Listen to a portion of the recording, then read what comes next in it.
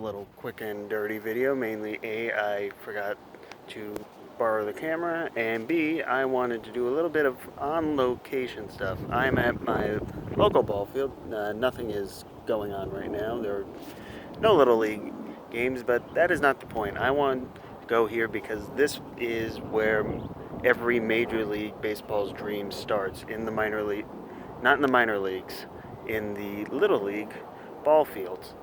Now, yesterday was the Major League Draft for 2019, and we will never see these players drafted for several years, if at all. Adley Rutschman was taken by the Orioles first overall. Bobby Witt Jr. was taken by the Royals the next pick. We may never even see them in the major leagues. That is how inexact drafting science is. And yet, it's more or less, I guess, the same hoopla around as other sports, NFL, NBA, all those drafts, at least in terms of how it appears. Sure, they rent out Studio 42, they bring some of the kids down here, and they go and they put on their jerseys. But you don't see it talked about as much as the NFL draft and such. Partly because it's in the middle of the season, which I don't think you can really help because, well, it's the end of the collegiate and high school season, so that's pretty much the only time you're able to really go and do the draft. And also because, as I mentioned, you may never see these guys again. At best, 2/3 or a half of them will ever see the major leagues. And yet, we have so many great stories of it. Mike Trout, Aaron Judge, Tim Anderson. You have other guys coming up that could potentially go from draft to the majors.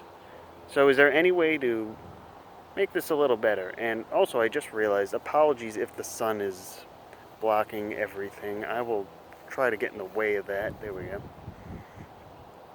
Well, I think that one of the ways to maybe invite the top major league talent, just like the NFL does. And that's not an easy thing to do. Of course, they have to accept the invitation, and they don't always do, mainly because some of them know they're going to this team or that team. They don't bother. But it's still good to see that, okay, this is the next wave of major league talent, and this is the best of the best.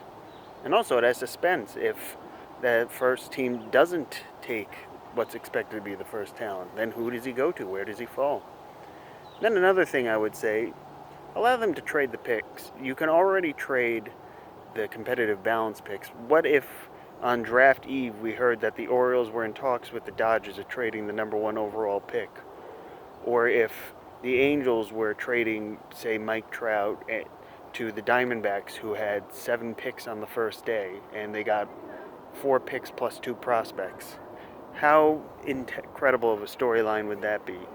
Just things that you wouldn't know, and things that could change on the last day to make the draft all the more intriguing.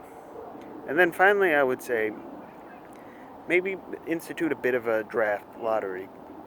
A little bit like how the MLB All-Star ballot has changed this year, with that you're electing the final 3 potential starters and then having a runoff ballot.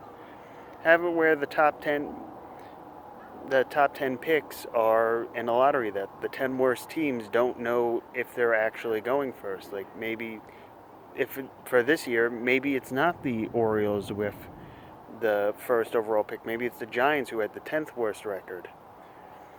But that's just my opinions on stuff. The draft could be a lot better, but at the same time, it's a little hard to do when you're trying to get people excited over what upwards of 3,000, 4,000 minor league draftees being taken, and then seeing if they even sign. What do you think, Joe? Anyway, I'll see you next time.